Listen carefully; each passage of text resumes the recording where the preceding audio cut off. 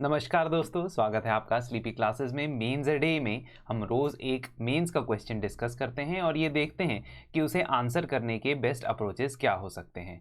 मेरा नाम है आयुष रैना और मैं मेंस मेंटोरशिप प्रोग्राम्स रन करता हूँ यहाँ पे स्लीपी क्लासेस में, जिसमें लास्ट बैच जो है 2025 के स्टूडेंट्स के लिए स्टार्ट होने वाला है। 25 नवंबर से ये स्टार्ट होगा।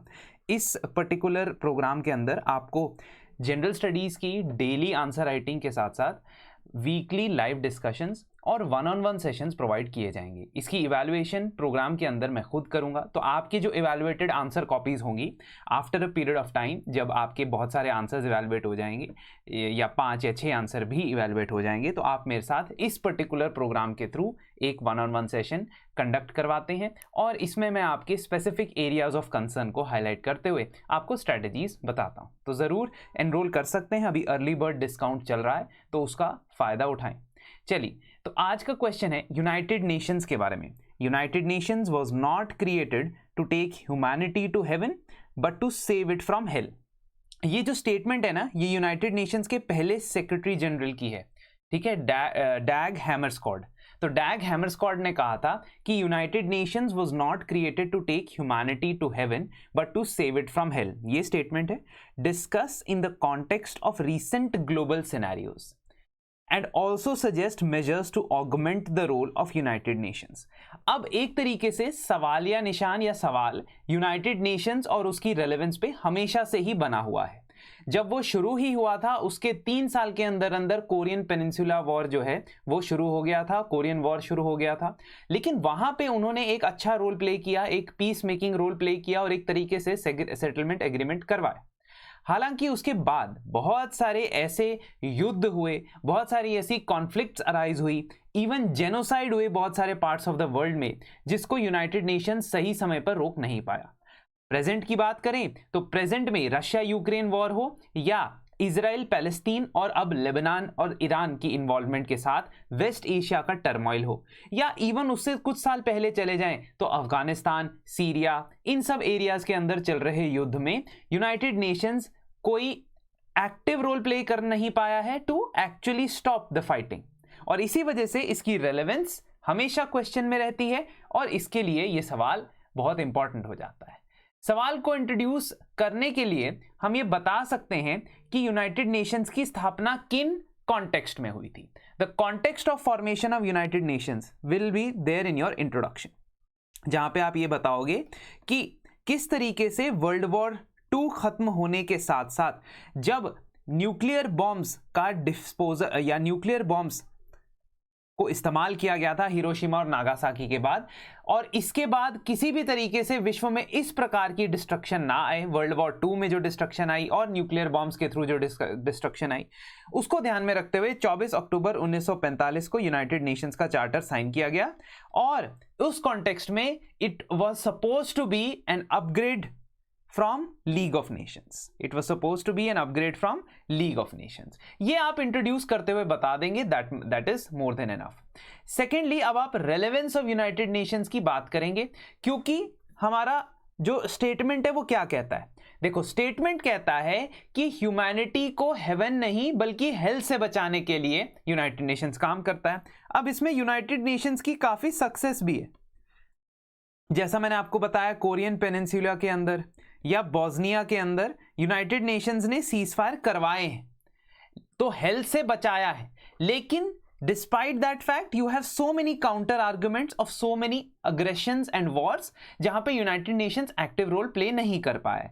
तो इस आंसर के दूसरे जो मेन बॉडी है उसमें आप दोनों पार्ट्स या दोनों पहलू दिखाओगे, जिसमें एक तरफ आप ये बताओगे कि यूनाइटेड नेशंस किस कुछ कारणों की वजह से सक्सेसफुल नहीं हो पाया है कॉन्फ्लिक्ट्स रोकने में। What are those reasons? What are those reasons? Number 1 is the security council architecture. Security council का जो आर्किटेक्चर है, देखो, an organization is as good as its members.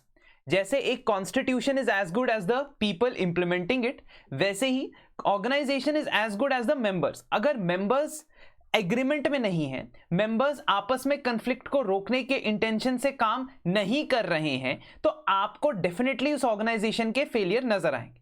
तो सिक्योरिटी काउंसिल का आर्किटेक्चर सबसे बड़ा कॉज ऑफ कंसर्न है, क्योंकि इसके अंदर 5 ऐसी पावर्स हैं जिनमें से कुछ आपस में कॉन्फ्लिक्ट कर रही हैं, और दूसरा कि इसके अंदर प्रेजेंट सिनेरियो जो है या present world economic and geo strategic scenario reflect नहीं होता।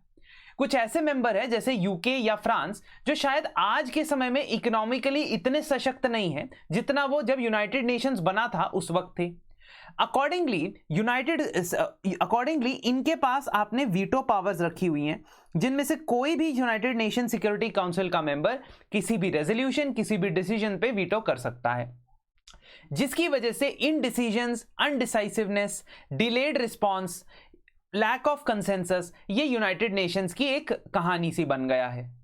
सेकेंड रीजन इज कि the people themselves have stopped trusting United Nations because it does not have the enforcement power of the sanctions. Sanctions की enforcement depend करती है member countries के ऊपर।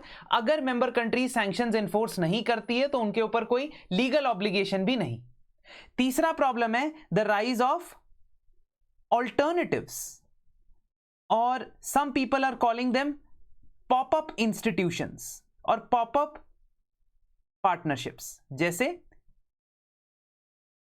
SCO, BRICS, है ना, ट्रांस पैसिफिक पार्टनरशिप, ये regional partnerships जो develop हो रही हैं उसके ऊपर ज्यादा एम्फेसिस है, क्योंकि ऐसा पाया गया है कि 190-200 देशों के बीच में आपस में एग्रीमेंट करने से बेहतर है कि आप अपने नेबरहुड में, अपने नेबरहुड के आसपास में कुछ ऐसे अलायंसेस बना लो, कुछ ऐसे लाइक माइंडेड कंट्रीज के साथ अलायंसेस बना लो जो अलायंस नहीं होगा, बेसिकली इट्स अ पार्टनरशिप जिसमें आपको भी बेनिफिट हो किसी प्रकार का स्ट्रेटेजिक, इकोनॉमिक, और दूसरी कंट्रीज को भी।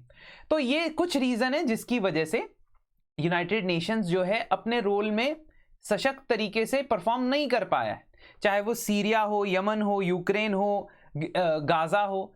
तो apart from resolutions that are passed, ठीक है, यूनाइटेड नेशन सिक्योरिटी काउंसिल के रेजोल्यूशन पास होते हैं, UNGA के रेजोल्यूशंस पास होते हैं, ठीक है। Apart from that there is no end calls for ceasefire. आप देखोगे कि सीज फायर के अंदर भी यूनाइटेड नेशन से ज्यादा आप दूसरी मीडिएटिंग कंट्रीज के ऊपर डिपेंडेंट हो। रिसेंटली आपने देखा होगा कि कतर ने सीज फायर नेगोशिएशंस के अंदर पार्टिसिपेट करने से मना कर दिया था जब तक पैलेस्तीन और इजराइल कुछ basic principles of ceasefire या बेसिक प्रिंसिपल्स ऑफ नेगोशिएशंस को फॉलो करने के लिए मान नहीं जाती। तो इसका मतलब united nations as a platform, क्या वो सीज फायर के अंदर भी, नेगोशिएशंस के अंदर भी पार्टिसिपेट नहीं कर रहा है? ये भी बहुत गलत है। यूनाइटेड नेशंस का ह्यूमन राइट्स काउंसिल सेलेक्टिवली काम करता हुआ देखा गया है, और कई जगहों पे जहां जिंजियांग चाइना में या कहीं पैलेस्तीन के अंदर ह्यूमन राइट्स अब्यूजेस होते हैं तो वहां पे वो इतना वोकली एक्टिव नहीं होता है। हाँ, ये बात जरूर है कि इसकी फंक्शनिंग अपने आप में क्वेश्चनेबल है। कई बार बड़ी कंट्रीज जो हैं, यूनाइटेड स्टेट्स जैसी countries, because of the political dispensation they themselves do not agree with the human rights council and its recommendations। तो इसके जो अंदर इंस्टीट्यूशंस है, चौथा पॉइंट होगा, इसके अंदर जो इंस्टीट्यूशंस है with in the United Nations, जो इंस्टीट्यूशंस हैं उनकी रेलेवेंस या उनकी इंपॉर्टेंस इन डिसीजन मेकिंग कम होती जा रही है, ठीक है। बट अलोंग विद दैट आप ये बताओगे कि कुछ हद तक इनका कंट्रीब्यूशन है, मतलब आप दोनों पक्ष रखोगे।